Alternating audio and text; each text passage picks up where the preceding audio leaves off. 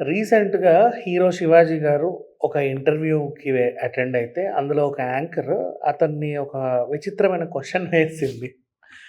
వైసీపీకి మద్దతు తెలిపిన, జగన్మోహన్ రెడ్డితో ఫ్రెండ్‌షిప్ చేసిన, వైసీపీలో చేరితే సినిమాలో అవకాశాలు రావంట కదా! నిజమేనా అని అడిగింది.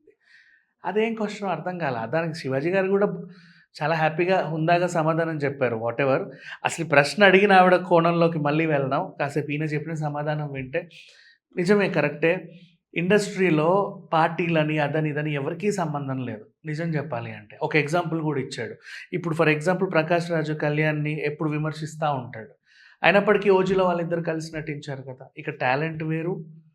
ఓకేనా? అండ్ పిచ్చి, పిచ్చి తుత్తర వ్యవహారాలన్నీ వేరు. ఇవన్నీ గూడా ఎవరెవరో ఆలోచిస్తా ఉంటారు. వాటి గురించి మాట్లాడాల్సిన అవసరం లేదు. పూర్తిగా టాలెంట్‌ని నమ్ముకొని మాత్రమే అవకాశాలొస్తాయి. ఏదైనా క్యారెక్టర్ వీళ్ళు బావుంటారు, వాళ్ళు బావుంటారు అని చెప్పి తీసుకుంటారే తప్ప, ఇది వైసీపీ వాళ్ళకి, ఇది వీళ్ళకి, ఇది వాళ్ళకి ఇవ్వాలని మాత్రం ఎవరు అనుకోరు. ఇది మాత్రం బాగా గుర్తుపెట్టుకోండి. ఈవెన్ అవార్డ్స్ విషయంలో గూడా ఒక అపోహ ఉంది చాలా మందికి చెప్పాలి అంటే. వైసీపీ పార్టీ గెలిస్తే నంది అవార్డులన్నీ వాళ్ళకే ఇచ్చుకుంటారు. లేదా టీడీపీ వాళ్ళు గెలిస్తే నంది అవార్డులు, ఫిల్మ్‌ఫేర్ అవార్డులన్నీ వాళ్ళోళ్ళకే ఇచ్చుకుంటారు. అంటే వాళ్ళకి మద్దతు తెలిపిన నటీనటులకే ఇచ్చుకుంటారు. అది కూడా కాదు. కేవలం పూర్తిగా టాలెంట్‌ని నమ్ముకొని మాత్రమే అవార్డ్స్ ఇస్తారు. టాలెంట్‌ని నమ్ముకొని మాత్రమే క్యారెక్టర్స్ ఇస్తారు. అంతకుమించి వేరే దృష్టిలో అంటే ఇండస్ట్రీకి గూడా ఈ రంగుని అంటగట్టాల్సిన అవసరం లేదు. ఎందుకు అంటగడుతున్నారు అంటే, ఇప్పుడు ఈ యాంకర్ కోణంలో మాట్లాడితే, సినిమా వాళ్ళు రాజకీయాల్లోకెళ్ళిన తర్వాత ఏ పార్టీలో చేరతారు అనేది కొంచెం ఆసక్తికరంగా ఉంటది. ఇప్పుడు ఫర్ ఎగ్జాంపుల్ ఒక హీరోయిన్‌లు కొంతమందున్నారు. కొంతమంది వైసీపీలో చేరారు. కొంతమంది టీడీపీలో చేరారు అనుకుందాం కాసేపు.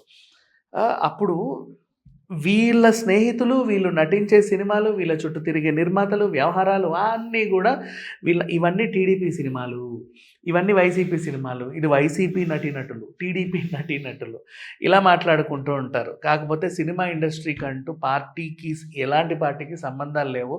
ఎందుకంటే మీరనేది ఇప్పుడు అడిగిన క్వెషన్ ఏంటంటే, రోజా గారి అవకాశాల గురించో, లేకపోతే పోసాని గారి అవకాశాల గురించో, అలీ గారి అవకాశాల గురించో మాట్లాడి ఉండొచ్చేమో మేబీ. బట్ రోజా గారు మంత్రి పదవి వచ్చిన తర్వాత ఆ పదవికి న్యాయం చేయాలని కొంచెం గ్యాప్ తీసుకున్నారు.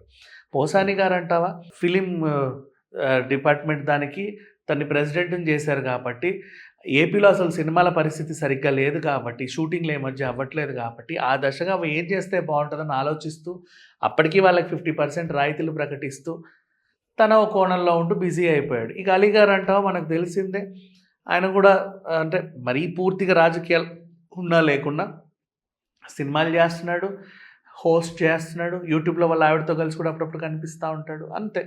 సో, అంతే కానీ ఒక పార్టీకి మద్దతు తెలిపితే ఇంకో పార్టీ అధికారంలో ఉన్నంత కాలం వీళ్ళకి సినిమా అవకాశాలు రావనో, లేకపోతే ఇంకేదనో ఇట్లాంటి అపోహలైతే ఎవరు పెట్టుకోవాల్సిన అవసరం లేదు. అండ్ ఇక్కడ ఏపీలో 2 పార్టీలే లేవు. ఇంకా బోలెడన్ని పార్టీలున్నాయి. అంటే పెద్దగా లైమ్‌లైట్‌లోకి లేకపోయినా ఇంకా చాలా పార్టీలున్నాయి. బీజేపీ ఉంది, కాంగ్రెస్ ఉంది, ఏవేవేవో పార్టీలు గూడా ఉన్నాయి.